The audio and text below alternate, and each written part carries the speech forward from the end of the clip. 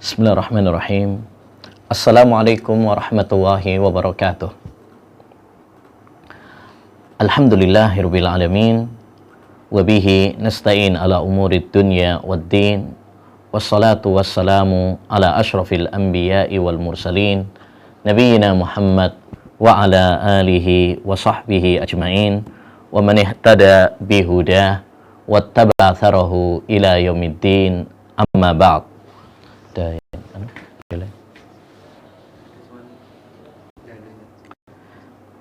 Ma'asyiral muslimin wal muslimat, para pemirsa yang semoga dirahmati oleh Allah Subhanahu wa taala, para pemirsa Ar-Royan TV, para pemirsa Al-Hijrah Gresik, para pemirsa Surabaya Mengaji, para pemirsa Salaf Ittiba dan yang lainnya, yang semoga senantiasa dirahmati dan diberkahi oleh Allah Subhanahu wa taala. Alhamdulillah, kita dipertemukan oleh Allah Subhanahu wa taala di bulan yang mulia ini, bulan suci Ramadan, pada hari yang kedua. Semoga Allah Subhanahu wa taala memberikan kekuatan kepada kita, taufik kepada kita, kemudahan kepada kita untuk mengoptimalkan, mengisi detik-detik bulan suci Ramadan dengan amal ibadah kepada Allah Subhanahu wa taala. Jangan sampai kita sia-siakan kesempatan yang telah Allah Subhanahu wa taala berikan kepada kita. Mari kita perbanyak salat, kita perbanyak doa, kita perbanyak sedekah, kita perbanyak amal-amal ibadah yang diperintahkan oleh Allah Subhanahu wa taala. Kaum muslimin wal muslimat, para pemirsa yang semoga dirahmati oleh Allah Subhanahu wa taala, salah satu ibadah yang sangat penting di bulan suci Ramadan adalah talabul ilm. Kita menuntut ilmu. Karena menuntut ilmu itu tidak terbatas waktunya. Kita sangat butuh kepada ilmu sampai Allah Subhanahu wa taala mencabut nyawa kita. Karena ibadah harus dilandasi dengan ilmu. Allah Subhanahu wa taala menciptakan kita untuk ibadah. Sebagaimana dalam surat Adz-Dzariyat ayat 56, "Wa ma khalaqtul jinna wal insa illa liya'budun." Tidaklah saya ciptakan jin dan manusia kecuali agar mereka beribadah kepadaku. Dan ibadah adalah setiap ucapan dan perbuatan yang dicintai dan diridhoi oleh Allah Subhanahu wa taala. Dan agar ibadah kita diterima oleh Allah Subhanahu wa taala, maka harus memenuhi dua persyaratan. Yang pertama adalah ikhlas karena Allah Subhanahu wa taala. Dan yang kedua adalah ittiba, sesuai dengan tuntunan Rasulullah sallallahu alaihi wasallam. Dan agar amal ibadah kita ini sesuai dengan tuntunan Rasulullah, dibutuhkan ilmu. Dibutuhkan ilmu. Makanya kata Imam Al-Bukhari, bab al-ilmu qabla al-qawli wal amal. Bab ilmu itu sebelum berucap dan sebelum berbuat. Sebelum berucap dan sebelum berbuat. Maka sebelum kita melakukan aktivitas ibadah, hendaknya bagi kita untuk mengilmuinya. Karena kalau kita beribadah tanpa dasar ilmu, maka bisa jadi amalan tersebut tidak sesuai dengan tuntunan Rasulullah sehingga sia-sia, tidak diterima oleh Allah Subhanahu wa taala. Kata Umar bin Abdul Aziz rahimahullah, "Man abadallaha bila ilmin kana yufsidu aksara mimma yuslih." Barang siapa yang beribadah kepada Allah Subhanahu wa taala tanpa ilmu, maka Allah Subhanahu wa taala maka dia merusak lebih banyak daripada memperbaiki. Merusak lebih banyak daripada memperbaiki. Taib. Dan di antara ilmu yang sangat penting untuk kita pelajari adalah ilmu tentang fikih, ya, supaya amal ibadah kita, supaya muamalah kita betul-betul sesuai dengan yang dituntunkan oleh Allah dan Rasul-Nya. Dan agar ilmu fikih kita ini mantap, kita perlu belajar kaidah-kaidah fikih, supaya fikih kita baik dalam masalah ibadah maupun dalam masalah muamalah, ya, betul-betul dibangun di atas pondasi yang kuat, ya, yang kokoh, bukan keropos, bukan pondasi yang lemah. Dan ini adalah salah satu faedah dari kita mempelajari fikih. Supaya ilmu kita mantap, maka pelajari kaidah-kaidahnya. Kata Imam Al-Qarrafi, kullu fikhin lam yuharraj 'alal qawaid falaysa bisyai'. Setiap fikih yang tidak dibangun di atas kaidah-kaidah, maka itu adalah, ya, bukan ilmu yang kuat, bukan ilmu yang mantap, tetapi ilmu yang rapuh. Oleh karenanya, insyaallah ta'ala pada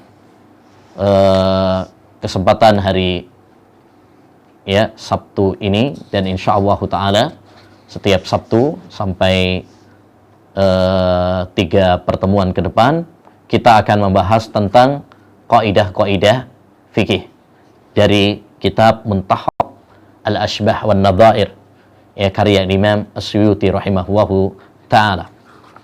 Namun sebelum kita masuk kepada pembahasan kaidah-kaidah fikih, perlu sekiranya kita mengenal terlebih dahulu tentang ilmu kaidah fikih ini, supaya kita faham, ya, apa sih kaidah fikih itu. Kaidah fikih diambil dari 2 kata, kaidah dan fikih. Kaidah itu artinya landasan-landasan, ya, rumus-rumus, kunci-kunci, ya. Sedangkan fikih artinya ma'rifatul ahkam asy-syar'iyyah al-amaliyah bi adillatiha tafsiliyah. Ya, fikih adalah kita mengetahui hukum-hukum syar'i yang bersifat amali, ya, bersifat amaliyah, bukan keyakinan. Kalau akidah, ya, tidak masuk dalam fikih menurut istilah ini. Ya, berdasarkan dalil-dalilnya secara rinci. Ini definisi dari fikih. Adapun kaidah fikih berarti adalah landasan-landasan, ya, kaidah-kaidah yang menghimpun permasalahan-permasalahan fikih, ya, untuk mengetahui apa? Hukum-hukum fikih itu sendiri. Ya, jadi kita kalau belajar matematika atau belajar fisika itu biasanya ada rumus-rumusnya. Maka demikian juga belajar fikih. Ya, rumus dari memahami fikih itu adalah dengan mempelajari kaidah-kaidahnya. Dimana kalau kita sudah mempelajari kaidah-kaidahnya, kalau kita sudah memahaminya dengan baik, maka akan memudahkan bagi kita memahami permasalahan-permasalahan fikih ini. Karena masalah fikih ini banyak sekali. Ya, masalah fikih itu banyak sekali. Masalah fikih yang ada dalam kitab-kitab dulu saja udah banyak, apalagi dengan perkembangan zaman sekarang. Ya, oleh karenanya kalau kita mempelajari fikih tanpa kaidah, ini akan merumitkan kita. Ya, karena kita tidak mungkin, waktu kita nggak akan cukup untuk mempelajari semua permasalahan-permasalahan fikih. Namun kalau kita mempelajari kaidah-kaidahnya, ini akan memudahkan bagi kita. Baik. Apa sumber kaidah fikih? Sumber kaidah fikih, setiap kaidah fikih itu kan harus dilandasi dalil-dalil dari Al-Qur'an dan diambil dari hadis-hadis Nabi Shallallahu alaihi wasallam, ijma', ya, dan maqasidus syariah, tujuan pokok syariat. Kaidah fikih itu diambil dari pertama dari Al-Qur'an. Karena Al-Qur'an, ya, menghimpun kaidah-kaidah yang penting bagi kehidupan, baik dalam masalah akidah, baik dalam masalah fikih, ya, baik dalam masalah dakwah dan yang lain sebagainya. La ya'tihil batilu min baini yadayhi wala min khalfih. Al-Qur'an itu tidak ada kebatilan, ya, dari arah depan ataupun dari belakang. Ya, makanya kalau kita membaca Al-Qur'an, begitu banyak kaidah-kaidah di dalam Al-Qur'an itu. Salah satunya yang kita kaji yaitu tentang 5 kaidah kehidupan dalam Al-Qur'an. Ya. Di antara kaidah fikih yang diambil dari Al-Qur'an, misalkan surat Al-Baqarah ayat 188, wala ta'kulu amwalakum bainakum bil batil. Janganlah kalian memakan harta sesama kalian dengan cara yang batil. Ayat ini adalah kaidah, ya, yang berupa larangan dari cara-cara, ya, makan harta dengan cara yang batil, termasuk riba, menipu, ya, dan lain sebagainya. Yang kedua, kaidah fikih itu juga diambil dari hadis. Seperti misalkan hadis-hadis yang terhimpun dalam Arba'in Nawawi. Itu kitab yang sangat penting sekali yang berisi tentang kaidah-kaidah. Salah satunya misalkan la dharara wala dirar. Tidak boleh membahayakan diri sendiri dan membahayakan orang lain. Ya. Ada juga al-bayyinatu 'alal mudda'i wal yaminu 'ala man ankar. Bukti bagi yang menuduh dan sumpah bagi yang mengingkari. Itu kaidah-kaidah. Ya. Baik. Yang ketiga, kaidah fikih itu diambil dari athar para ulama. Ya, ungkapan-ungkapan para ulama as-salaf as-salih. Ya. Demikian juga istinbat dari para ulama, seperti misalkan la ijtihada fi mauridin nas. Tidak ada ijtihad kalau sudah ada dalil. Yani tidak boleh, ya, dibenturkan pendapat siapapun kalau sudah ada nas. Harus sami'na wa ata'na. Jangan mempertentangkan ucapan siapapun, ya, dengan ucapan Allah Subhanahu wa taala dan Rasulnya. Baik. Masalah yang ketiga, sejarah perkembangan kaidah fikih. Kaidah fikih mengalami beberapa fase. Yang pertama, fase perkembangan. Ini di awal-awal, ya. Dimulai dari ayat-ayat Al-Quran, hadis-hadis Nabi SAW, kemudian dilanjutkan oleh para sahabat, kemudian para ulama dalam kitab-kitab mereka, ya, seperti Imam Syafi'i. Kalau kita baca kitab-kitabnya, atau Ar-Risalah, itu banyak, ya, menyampaikan tentang kaidah-kaidah. Tapi belum terhimpun dalam satu kitab khusus. Baik, fase yang kedua yaitu fase penghimpunan kaidah fikih. Ya, pada abad ke-4, ya, ada salah seorang ulama, Al-Imam Al-Qarhi, yang wafat pada tahun 340 Hijriah, ya, mengumpulkan kaidah-kaidah fikih sekitar 39 yang kemudian akhirnya dicetak dengan buku Usulul Qarhi. Usulul Qarhi. Ya. Baik. Tapi namanya masih awal-awal pun belum rapi dan masih banyak kekurangan-kekurangannya. Yang ketiga, fase kemapanan kaidah fikih. Ya. Setelah tadi Al-Imamul Qarhi menulis kaidah-kaidah fikih, dilanjutkan oleh para ulama-ulama yang lain, ya, sampai akhirnya kemudian pada tahun 10 Hijriah, ya, kaidah fikih mengalami kemapanan. Ya, di antara ulama yang menulis kitab dengan mapan adalah, ya, kitab yang menjadi acuan kita, kitab Al-Ashbah wan Nadhair karya Al-Imam As-Suyuti rahimahullahu taala. Ya, kitab Al-Ashbah wan Nadhair ini, ya, yaitu kitab kaidah fikih dalam fikih madhab Syafi'i, banyak sekali yang mensyarah, banyak sekali yang meringkas, banyak sekali yang membuat mandhumah dan sebagainya sebagai kepedulian para ulama terhadap kitab ini. Taib. Masalah yang keempat, apa hukumnya berhujjah dengan kaidah fikih? Ya, apakah kaidah fikih itu hujjah ataukah tidak? Kaidah fikih, ma'asyiral muslimin, terbagi menjadi dua. Yang pertama, jika kaidah tersebut diambil dari Al-Qur'an, seperti tadi wala ta'kulu amwalakum bainakum bil batil, atau diambil dari hadis seperti la dharara wala dirar, ya, maka tidak ragu lagi bahwa ini bisa dijadikan sebagai hujjah. Kenapa demikian? Karena sama saja kita berhujjah dengan Al-Quran. Ketika kita berhujjah dengan kaidah-kaidah tersebut, sama halnya kita berhujjah dengan Al-Quran itu sendiri, karena diambil dari Al-Quran dan hadis.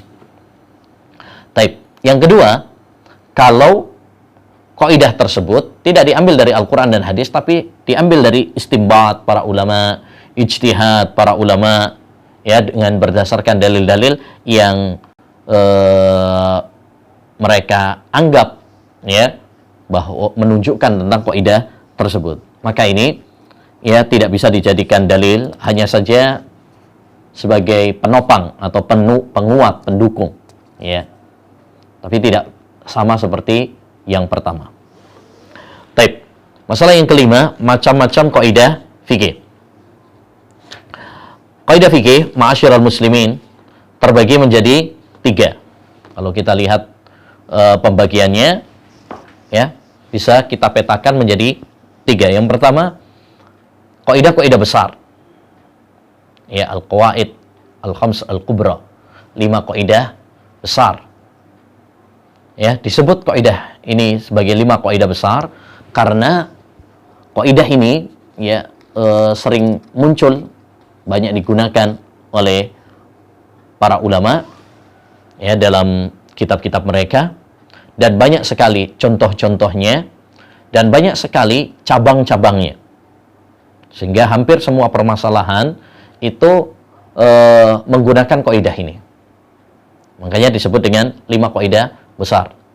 Dan memahami 5 kaidah besar ini sangat penting bagi kita semuanya, karena hampir semua permasalahan-permasalahan fikih itu kembalinya kepada 5 kaidah ini. Yaitu yang pertama adalah innamal a'malu binniyat.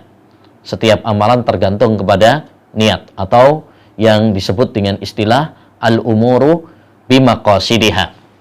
Segala sesuatu itu tergantung kepada tujuannya. Yang kedua, yaitu al-yakinu la yazulu bisyak. Sesuatu yang yakin tidak dihilangkan dengan keraguan. Ya. Yang ketiga, al-masyaqqatu tajlibut taisir. Kesulitan itu membawa kepada kemudahan. Yang ketiga, la dharara wala dirar. Tidak boleh membahayakan diri sendiri dan membahayakan orang lain. Dan yang kelima, al-adatu muhakkamah. Adat istiadat itu bisa dijadikan sebagai landasan hukum. Yang kedua, kaidah-kaidah yang tidak besar. Jadi tidak sebesar yang pertama tadi. Ini kaidah yang merupakan cabang sebenarnya dari kaidah 5 kaidah tadi, ya, tapi tidak sebesar, ya, yang pertama. Seperti misalkan ad-daruratu tubihul mahdurat. Kaidah ad-darurat, kondisi darurat itu membolehkan sesuatu yang terlarang. Ya, ini juga sering muncul tapi tidak sesering yang pertama tadi. Bahkan ini bagian dari salah satu kaidah besar tadi, yaitu la dharara wala dhirar. Baik. Kemudian yang ketiga, ada kaidah yang hanya dalam satu bab saja, atau yang biasa disebut oleh para ulama dengan istilah dhawabit. Ya, dhawabit. Karena cakupannya tidak seluas yang pertama dan yang kedua. Dia cuma satu bab saja. Contoh misalkan kaidah dalam masalah air. Al-aslu fil ma'i at-taharah. Hukum asal dalam masalah air adalah suci. Jadi ini masalah air saja. Atau al-aslu fil at'imati al-hil. Hukum asal masalah makanan adalah halal. Jadi cuma masalah makanan saja. Itu disebut dengan dhawabit. ya, karena hanya satu masalah saja. Baik, masalah yang terakhir adalah manfaat kita mempelajari kaidah fikih. Kalau kita mempelajari kaidah fikih, apa manfaatnya? Ini penting supaya kita bersemangat dalam mempelajari kaidah fikih itu. Manfaatnya apa sih kira-kira kalau kita belajar kaidah fikih itu? Mempelajari kaidah fikih ini manfaatnya banyak. Yang pertama, ya, kita bisa mengetahui permasalahan-permasalahan fikih yang banyak sekali. Seperti tadi sudah saya sampaikan, kita belajar kaidah fikih itu ibaratkan kalau kita belajar rumus matematika atau fisika. Ya. Kita tahu kalau kita belajar matematika atau fisika, kalau kita sudah paham rumusnya akan mudah untuk menyelesaikan soal-soal atau contoh-contoh. Ya, tapi kalau rumusnya saja kita belum paham, maka akan susah bagi kita untuk menyelesaikan permasalahan, soal dan sebagainya. Masalah fikih pun demikian. Masalah fikih itu banyak sekali. Dalam sebagian madhab saja, mereka mengatakan ada 500 masalah fikih dalam madhab kami. Itu madhab Hanafiyah. 500.000. Bayangkan kalau kita mempelajari satu persatu 500.000 permasalahan fikih, akan sulit. Itu satu madhab, belum madhab-madhab yang lain. Itu zaman dulu. Bagaimana dengan perkembangan zaman sekarang, di mana muncul permasalahan-permasalahan yang dulu tidak ada. Yang kedua, kita mempelajari kaidah-kaidah fikih ini akan memudahkan bagi kita untuk mengetahui hukum-hukum masalah kontemporer, masalah-masalah yang baru yang belum ada di zaman Nabi dulu. Ya, seperti sekarang ini banyak sekali kan. Ya, misalkan online, ini apa aja sekarang online, bisnis online, bahkan sekarang pun ada nikah online. Nah, ini hukumnya apa?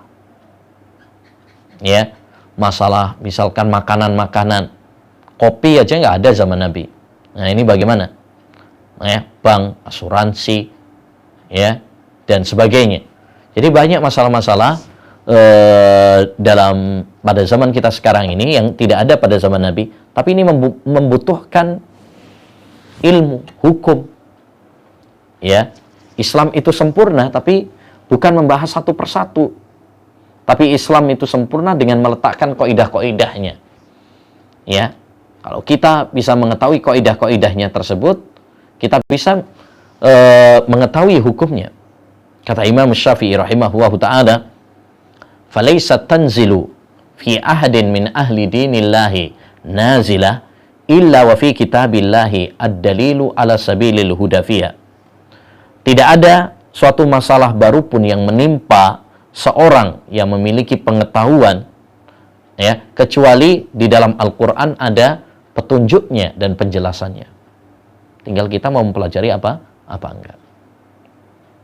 Yang ketiga, dengan kita mempelajari kaidah fikih itu kita akan mengetahui keindahan syariat Islam. Kita akan semakin cinta kepada agama Islam. Kita akan semakin mantap dan bangga dengan agama Islam. Ya. Kita akan semakin yakin karena ternyata Islam itu sudah bahas semua permasalahan. Ya, pada pertemuan sebelumnya pernah saya sampaikan, ya, kesempurnaan agama Islam dalam masalah COVID-19 misalkan. Ternyata Islam sudah bahas bagaimana metode-metode yang menyikapi COVID-19 sebelum para dokter memberikan saran-saran dan arahan-arahan, cuci tangan, harus pakai masker, jaga jarak, standby di rumah saja. Sebelum para dokter memberikan solusi itu, jauh-jauh hari Islam telah memberikan solusi tersebut karena Islam ini sempurna. Al-yauma akmaltu lakum dinakum wa atmamtu alaikum nikmati wa raditu lakumul islama dina. pada hari ini telah aku sempurnakan agama kalian. Ya, aku sempurnakan nikmatku atas kalian. Dan aku ridho Islam sebagai agama kalian. Dan yang keempat, di antara faedah kita mempelajari kaidah fikih itu adalah ilmu kita semakin mantap. Orang yang mengetahui permasalahan-permasalahan fikih berdasarkan kaidah-kaidah, dia akan mantap ilmunya. Ya. Berbeda dengan orang yang mengetahui masalah-masalah fikih ini, tapi dia tidak memiliki kaidah-kaidah, maka ilmunya tidak kuat. Ya, ilmunya tidak kuat. Baik.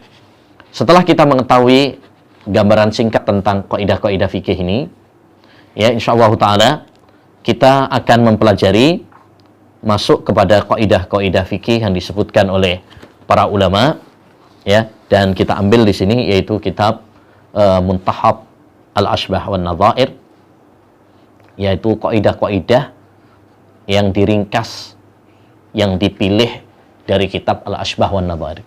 Kitab Al-Ashbah wan Nadhair ini adalah kitab kaidah fikih yang sangat bagus dalam mazhab Syafi'i, yang ditulis oleh seorang ulama yaitu Al-Hafidz Jalaluddin As-Suyuti rahimahullahu taala, salah seorang ulama yang banyak menulis karya-karya kitab, ya, yang banyak sekali.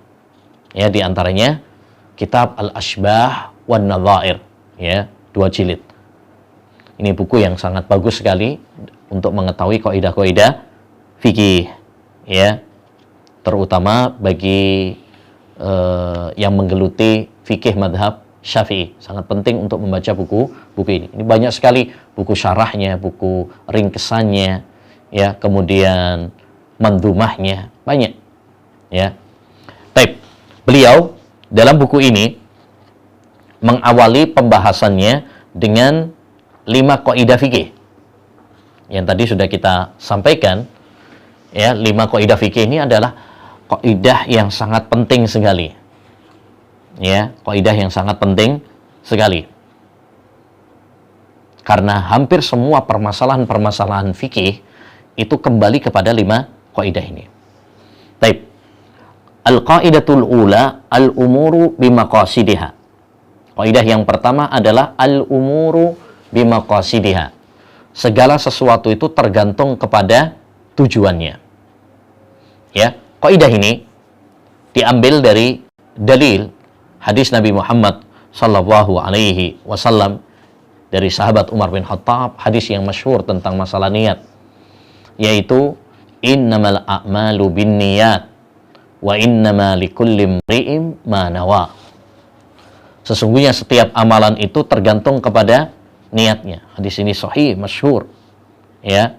Bahkan kata Imam As-Suyuti, "I'lam annahu qad tawatara naqlu 'anil a'immah fi ta'dhimi qadri hadisin niyyah."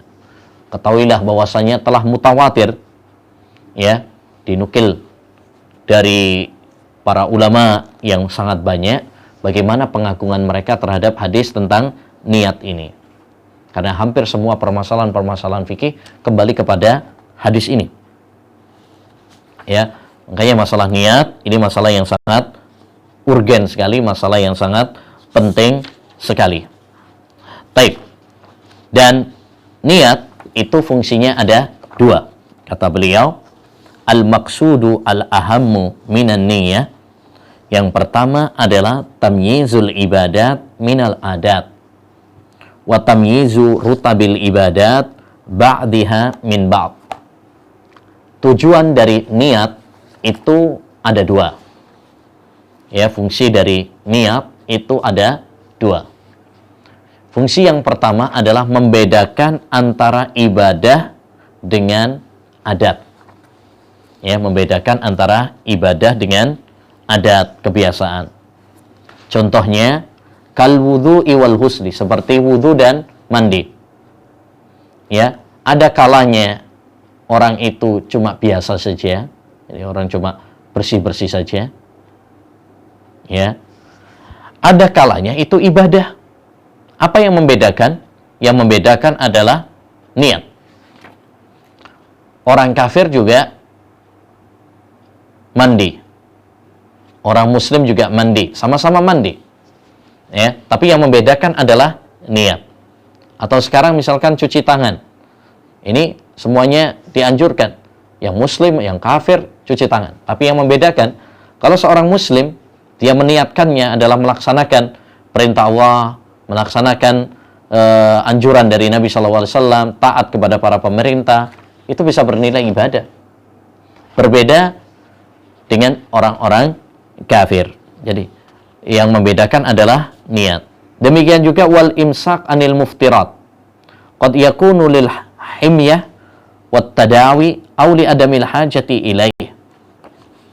Demikian juga orang tidak makan, tidak minum, tidak jima.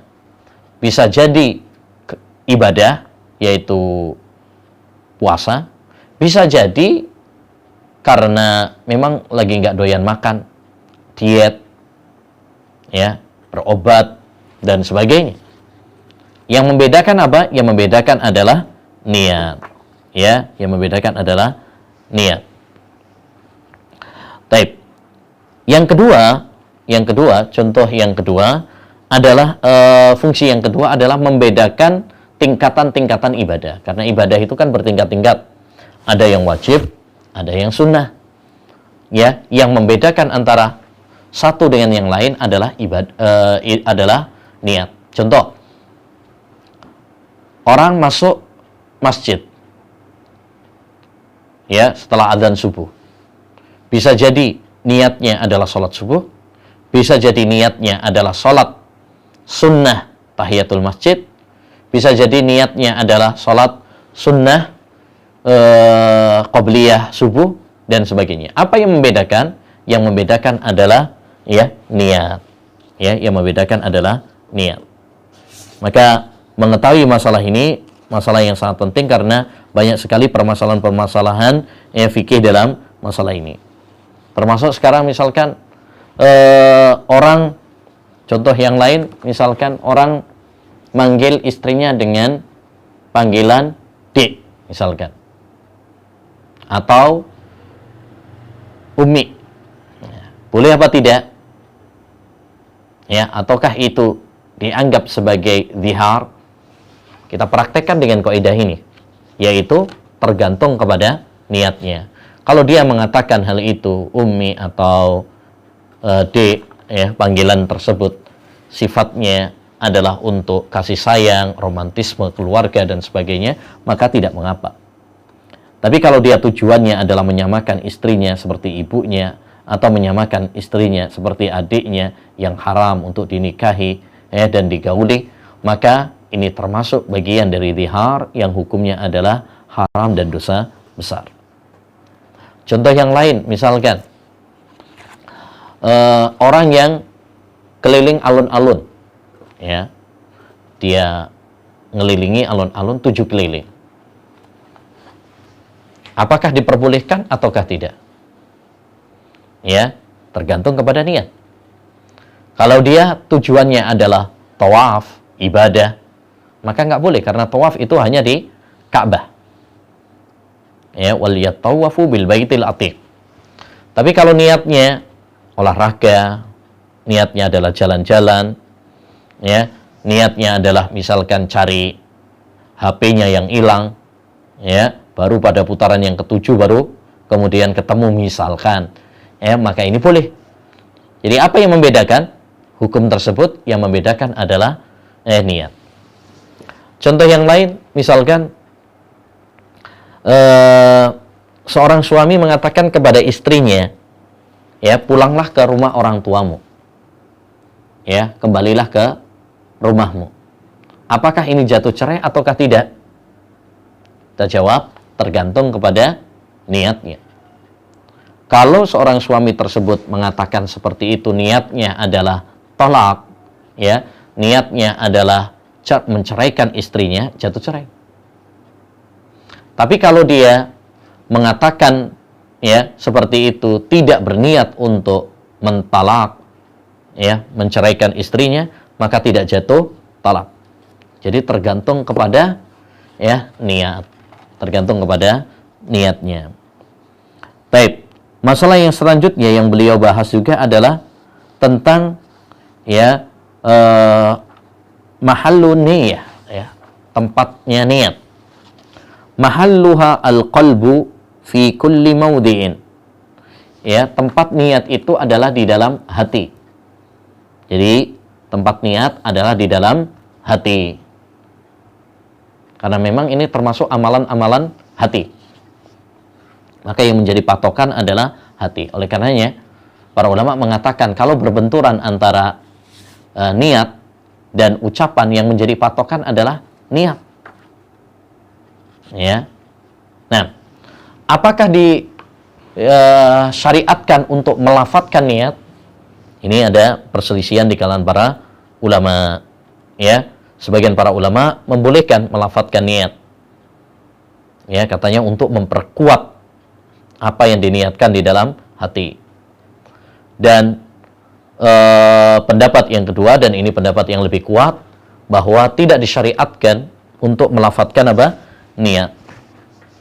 Karena hal itu tidak dicontohkan oleh Nabi kita Muhammad sallallahu alaihi wasallam. Tidak ada contohnya dari Nabi sallallahu alaihi wasallam. Ya. Tidak dinukil bahwa Nabi sallallahu alaihi wasallam dan para sahabat melafadzkan niat, misalkan untuk puasa, nawaitu sauma ghadin, atau untuk sholat, nawaitu sholat ad-duhri. Ya, tidak ada penukilan dari Nabi sallallahu alaihi wasallam. Andaikan disyariatkan, pasti akan ada penukilannya dari Nabi sallallahu alaihi wasallam dan para sahabat. Baik. Selanjutnya kita berpindah kaidah yang kedua, al-yaqinu la yuzalu bisyak. Sesuatu yang yakin tidak bisa dihilangkan dengan keraguan. Ini juga kaidah yang sangat penting. Ya. Kenapa? Karena hampir semua permasalahan fikih juga nanti kembali kepada kaidah ini. Ya. Dan kaidah ini juga memberikan pelajaran kepada kita agar kita hidup itu penuh optimisme, keyakinan, jangan terombang-ambing ya oleh was-was, sehingga menjadikan kita galau, stres, ya. Islam menginginkan kepada kita ini hidup bahagia, hidup tenang. Salah satunya kalau kita menerapkan kaidah ini. Kaidah ini diambil dari beberapa ayat, beberapa hadis. Di antaranya Nabi SAW bersabda, "Da' ma yaribuka ila ma la yaribuk." Tinggalkan yang meragukanmu menuju yang tidak meragukanmu.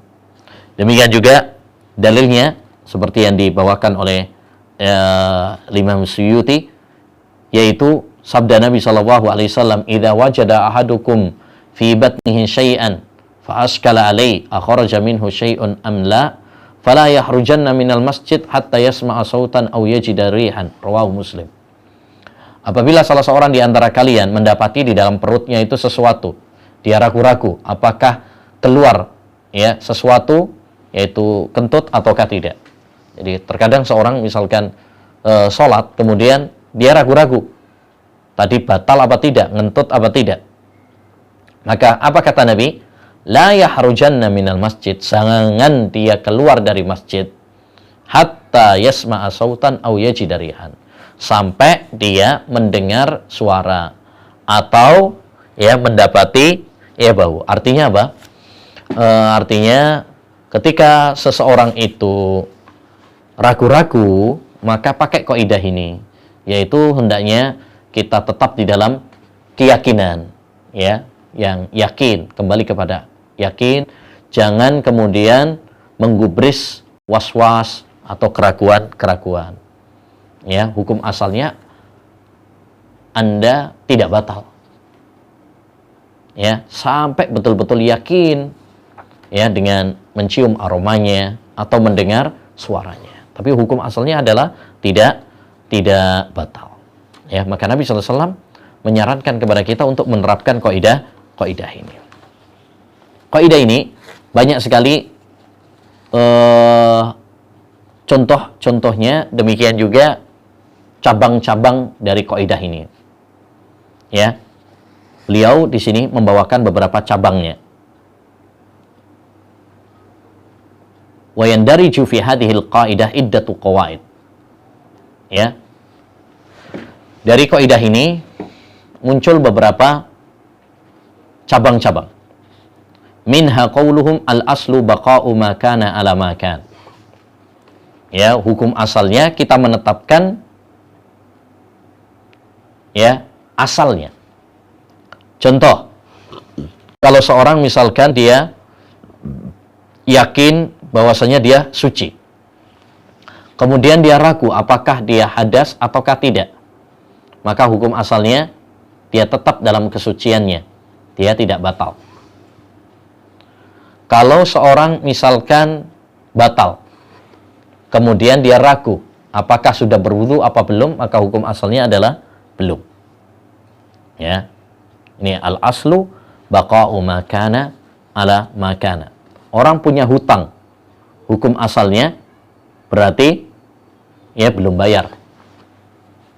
Ya, hukum asalnya dikembalikan kepada hukum asal. Orang ya belum nikah, kemudian ragu-ragu sudah nikah apa belum, berarti hukum asalnya belum nikah. Orang sudah nikah, kemudian ragu-ragu apakah dia sudah menceraikan istrinya apa belum, berarti hukum asalnya adalah belum. Nah, ini makna dari kaidah al-aslu baqa'u ma kana ala ma kana. Baik.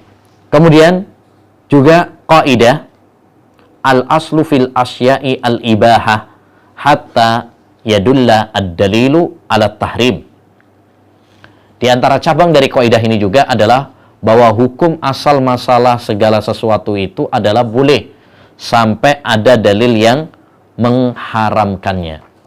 Ini kaidah yang sangat penting, bahwa masalah-masalah dunia hukum asalnya adalah boleh sampai ada dalil yang melarangnya. Ya, sebagaimana Allah Subhanahu wa taala berfirman dalam surat Al-Baqarah ayat 29. Walladzi khalaqalakum ma fil ardi jami'a. Dialah Allah Subhanahu wa taala yang menciptakan untuk kalian apa yang ada di muka bumi ini. Ini dalil dijadikan oleh para ulama ya, menunjukkan tentang kaidah ini, yaitu hukum asal masalah dunia itu boleh karena Allah telah mempersilahkan. Allah yang menciptakan langit dan bumi ini, dan Allah sudah mempersilahkan untuk kita manfaatkan. Ya. Berbeda dengan masalah-masalah ibadah. Kalau masalah-masalah ibadah, maka hukum asalnya adalah terlarang sampai ada dalil yang ya membolehkan, mensyariatkan. Ini kaidah penting juga. Hukum asal masalah dunia adalah boleh sampai ada dalil yang mengharamkan. Adapun masalah-masalah ibadah, hukum asalnya adalah haram sampai ada dalil yang mencontohkan dan mensyariatkan. Makanya Nabi Shallallahu Alaihi Wasallam dalam riwayat Ibnu Hibban pernah mengatakan, "Idza kana syai'un min amri dunyakum fasya'nukum." Kalau untuk urusan dunia kalian, terserah kalian, karena hukum asalnya boleh. Wa in kana min amri dinikum fa ilayya. Tapi kalau untuk urusan akhirat, maka harus mengikuti petunjuk saya. Ini salah satu dalil ya, di antara dalil yang menunjukkan tentang kaidah yang tadi sudah kita sampaikan. Demikian juga ya, jadi contoh hukum asal masalah dunia itu banyak sekali. Contoh masalah makanan misalkan, hukum asalnya boleh. Siapa yang mengharamkan satu jenis makanan, dia dituntut untuk mendatangkan dalilnya. Kalau ada yang bilang misalkan ayam itu haram, mana dalilnya? Kalau ada yang bilang tahu tempe itu haram, mana dalilnya?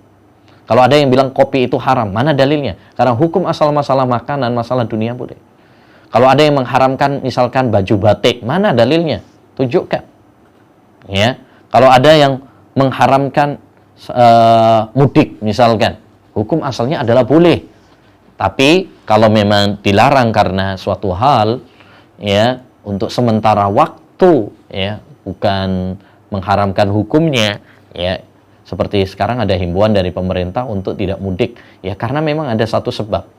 Tapi hukum asalnya masalah mudik itu boleh-boleh saja secara agama ya, karena itu masalah dunia ya, masalah dunia.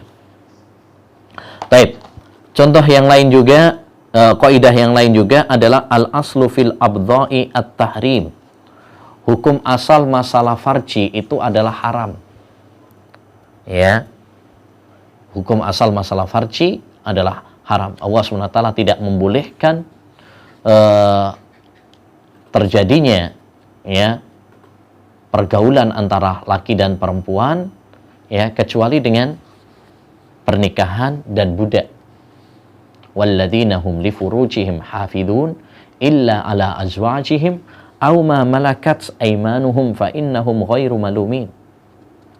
Ya. Dan mereka adalah orang-orang yang menjaga farji mereka kecuali pada istri-istri mereka dan budak perempuan mereka. Ya. Maka hukum asal ya dalam salah satu hubungan badan antara laki dan perempuan, hukum asalnya nggak boleh sampai terbukti dengan pernikahan yang sah. Makanya misalkan seperti nikah mut'ah, ya, ketika ada seorang yang membolehkan seperti orang-orang Syiah, kita katakan nggak boleh. Pertama ada dalilnya, yang kedua dengan kaidah ini. Ya, dengan kaidah ini. Siapa yang menetapkan atau membolehkan nikah mut'ah, maka dituntut untuk mendatangkan dalilnya yang sahih. Apalagi para ulama sudah sepakat bahwasanya nikah mut'ah, nikah kontrak itu adalah haram. Demikian juga nikah beda agama. Ya, ini praktek dari kaidah ini. Demikian juga onani, ya tidak diperkenankan karena menyelisihi kaidah ini, al-abslu fil abdha'it tahrim. Siapa yang membolehkan maka dia dituntut untuk mendatangkan dalilnya. Demikian juga kaidah al-aslu fil kalami al-haqiqah. Hukum asal dalam masalah ucapan itu adalah hakikatnya. Tidak boleh kita palingkan, tidak boleh kita rubah kecuali kalau memang ada dalilnya. Kecuali kalau ada dalilnya atau ada qara'in yang kuat, qarinah, indikasi-indikasi yang kuat. Ya. Baik. Ma'asyiral muslimin wal muslimat rahimani wa rahimakumullah. Kita lanjutkan kaidah yang ketiga, ya. Kaidah yang terakhir pada pertemuan kali ini, insyaallah taala nanti kita sambung pada pertemuan berikutnya, yaitu kaidah al-masyaqqatu tajlibut taysir. Kesulitan itu membawa kepada kemudahan. Ya, ini tentang kemudahan syariat Islam. Ini kaidah yang sangat penting juga. Banyak sekali dalil-dalilnya. Di antaranya yang dibawakan oleh penulis, ya, ayat-ayat seperti surat Al-Baqarah ayat 185. Yuridu Allahu bikumul yusra wala yuridu bikumul usra. Ini ayat tentang puasa. Allah menginginkan kemudahan untuk kalian dan tidak menginginkan kesulitan untuk kalian. Jadi Islam itu mudah. Makanya dalam hadis Rasulullah SAW mengatakan innad dina yusrun. Sesungguhnya agama itu, yaitu agama Islam itu adalah agama yang mudah. Taib. Dan kemudahan di dalam agama Islam ada dua macam. Yang pertama adalah kemudahan asli. Kemudahan asli. Semua syariat Islam kalau kita perhatikan adalah mudah. Misalkan sholat hanya 5 kali dalam sehari. Awalnya 50 kali. Awal kali diwajibkan dalam peristiwa Isra Mi'raj. Kemudian diberi keringanan oleh Allah SWT. Ini mudah. Ya. Puasa Ramadan cuma 1 bulan dalam setahun. Mudah. Allah nggak mewajibkan kita untuk selama setahun itu untuk puasa terus, enggak. Zakat apalagi ada syarat-syaratnya, harus memenuhi nisab, haul. Ya. Haji, ya, apalagi sangat mudah sekali, hanya diwajibkan sekali dalam seumur hidup. Ini makna dari agama Islam itu adalah agama yang mudah, kemudahan yang asli.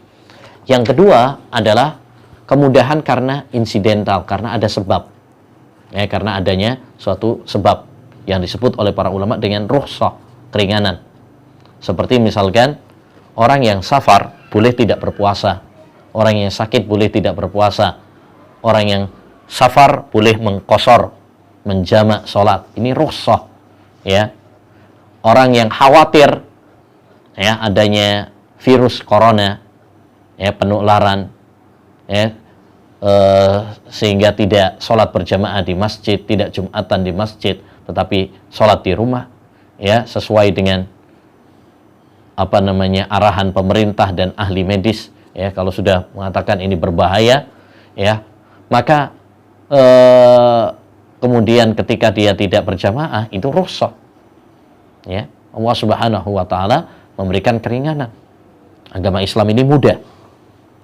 Jadi masalahnya bukan semangat atau tidak, berani atau tidak, tetapi kecocokan kepada syariat Islam itu sendiri.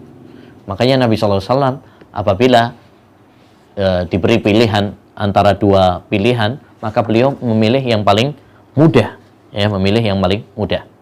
Tapi perlu diperhatikan, ketika kita mengatakan Islam itu adalah agama yang mudah, bukan berarti kemudian kita menggampang-gampangkan, cari-cari pendapat yang sesuai dengan selera hawa nafsu kita. Bukan seperti itu juga.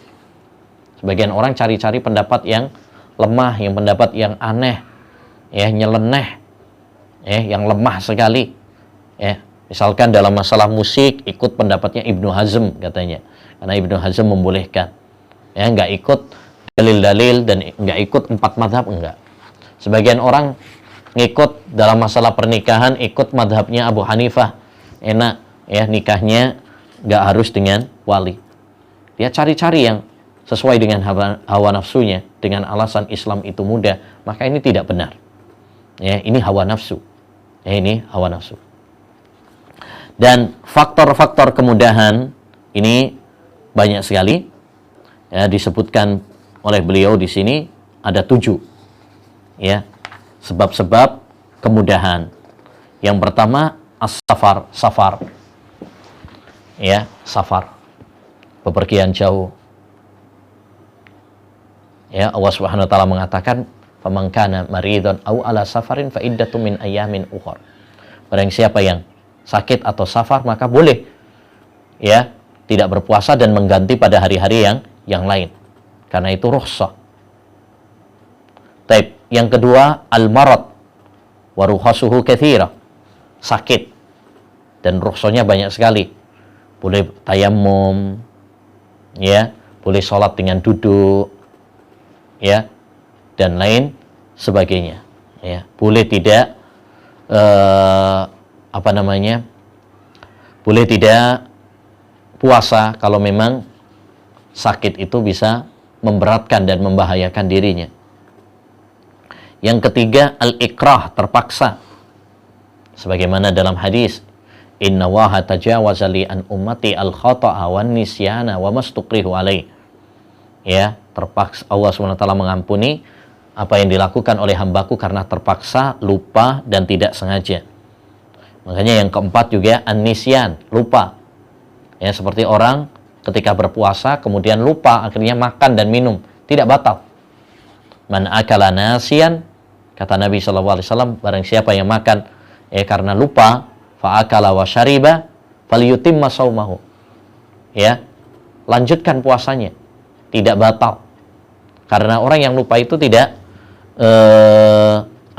karena keinginan dia, niat dia, enggak. Taib. Al-khamis al-jahl. Yang kelima adalah jahal. Ya. Dia jahil, dia nggak ngerti, maka ini adalah rukhsah. Karena Allah Subhanahu wa taala tidak mengadab satu kaum sebelum tegak kepada mereka hujjah. Yang ketujuh, al-usru wa umumul balwa. Ya, kalau sulit, adanya kesulitan.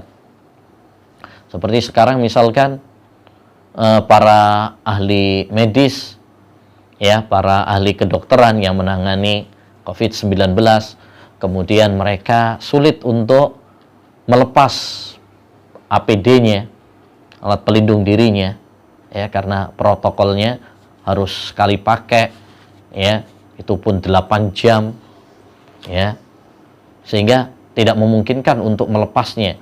Maka di sini ada keringanan, ya, untuk mereka. Yang ketujuh, an-naqsu, adanya an-naqs, adanya kekurangan, ya, yakni kekurangan fisik, ya, maka ini adalah ada keringanan. Seperti orang yang misalkan pincang, misalkan maaf, atau buta, ada keringanan untuk tidak jihad, ya, karena adanya keringanan tersebut. Dan bentuk keringanan atau kemudahan di dalam agama Islam ini banyak, disebutkan oleh beliau ada 6. Ya, ada 6. Yang pertama adalah dengan menggugurkan, ya, menggugurkan kewajiban. Misalkan wanita yang haid dan nifas gugur dari sholat, gugur juga dari puasa. Ya, hanya bedanya nanti kalau sholat tidak perlu diqadha, tapi kalau puasa ya diqadha. Tapi di sini gugur kewajibannya. Itu keringanan dari Allah SWT, bentuk keringanannya, kemudahannya. Yang kedua adalah tahfifu tangkis, ya, pengurangan, seperti qashar. Jadi yang awal yang 4 rakaat jadi 2 rakaat. Yang ketiga tahfifu ibdal, ya, penggantian. Misalkan dari wudu ke tayammum. Ini namanya ya al-badal, kemudahan dengan mengganti. Kalau nggak mampu dengan wudu, maka boleh dengan tayammum. Yang keempat, tahfifu takdim, dengan mendahulukan, seperti jamak takdim. Ya, zuhur dengan asar dilakukan di waktu zuhur. Jadi asarnya berarti dilakukan di waktu zuhur. Ini juga termasuk bentuk kemudahan. Ya, kemudian tahfifu takhir, dengan mengakhirkan, seperti jamak takhir, yaitu zuhur dengan asar dilakukan di waktu asar, maghrib dengan isya dilakukan di waktu isya. Kemudian tahfifu tarhis, ya, adanya rukhsah, sehingga sesuatu yang tadinya hukum asalnya haram tetapi karena darurat maka boleh, ya. Ad-daruratu tubihul mahdurat. Sesuatu yang darurat, terpaksa, itu membolehkan sesuatu yang hukum asalnya nggak boleh. Seperti orang misalkan ketelan, ya, ketelan, dia harus minum, kalau enggak mati. Tapi yang ada hanya khomer, ya udah nggak apa-apa, ya, di situ diperbolehkan. Demikian juga misalkan bolehnya makan bangkai, karena kalau dia nggak makan maka mati, misalkan. Ini termasuk kemudahan. Yang terakhir yaitu tahfifu tahyir, merubah sifatnya. Seperti misalkan sholat khauf, sholat karena adanya takut, ya, maka ini adalah diberi kelonggaran, ya, kemudahan oleh syariat Islam. Demikian ma'asyiral muslimin wal muslimat rahimani wa rahimakumullah, yang bisa kita pelajari tentang kaidah-kaidah fikih, ya. Kita sudah mempelajari tentang muqaddimah, ya, tentang kaidah fikih, kemudian juga telah kita pelajari 3 kaidah besar dalam fikih. Insyaallah taala nanti kita lanjutkan kaidah-kaidah yang lainnya pada pertemuan berikutnya. Wassallallahu wasallam. Ada pertanyaan?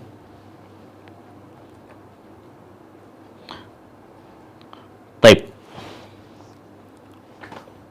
Ini ada beberapa pertanyaan yang masuk. Assalamualaikum Ustadz. Bertanya, ada seorang akhwat, dia haid, tapi tinggal menunggu tanda untuk sucinya. Dia ikut sahur dan sudah berniat puasa. Hanya dia tidak sholat subuh untuk menunggu tanda itu. Dan ketika pagi jam 7-an, hampir jam 8, ternyata haidnya sudah berhenti. Bolehkah dia tetap berpuasa atau dia batalkan puasanya? Jazakallahu khair.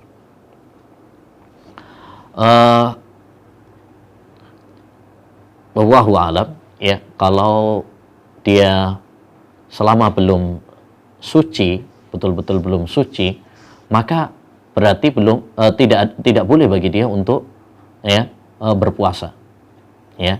Jadi puasa itu, ya, mulai dari fajar betul-betul harus dalam keadaan suci. Adapun kalau masih belum suci, ya, berarti tidak boleh, bahkan tidak sah untuk berpuasa. Dan alhamdulillah ini adalah rukhsah dari Allah Subhanahu wa taala untuk para wanita yang haid dan nifas. Hendaknya bagi mereka untuk menerima ya rukhsah dari Allah Subhanahu wa taala.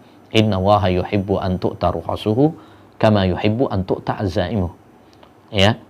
Karena ini juga ada yang janggal. Kalau dia belum suci, dia meninggalkan sholat subuhnya.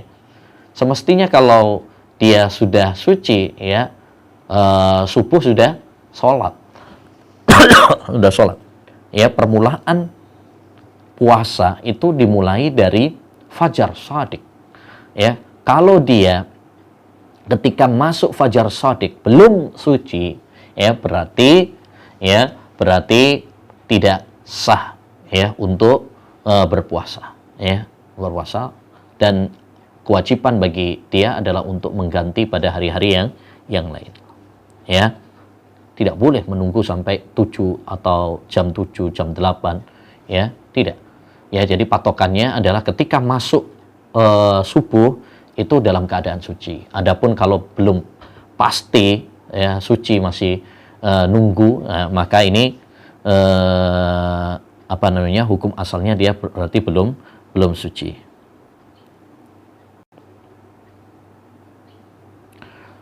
Dari Dirga di Makassar, bagaimana hukum mandi ketika berpuasa? Boleh, ya, boleh. Rasulullah SAW pernah mendinginkan badannya, ya. Demikian juga sahabat Ibnu Umar radhiyallahu an, ya. Dan kaidah secara umum dalam masalah ini bahwa semua amalan ya itu hukum asalnya tidak membatalkan kecuali kalau ada dalil yang membatalkan. Ya, mandi, keramas, ya, renang dan sebagainya hukum asalnya adalah boleh. Apalagi untuk masalah mandi dan menuangkan air ke kepala, ini ada dalil bahwa Rasulullah SAW pernah melakukannya, demikian juga sahabat Ibnu Umar radhiyallahu an pernah melakukannya. Demikian. Subhanakallahumma bihamdika asyhadu an la ilaha illa anta astaghfiruka wa atubu ilaik. Assalamualaikum warahmatullahi wabarakatuh.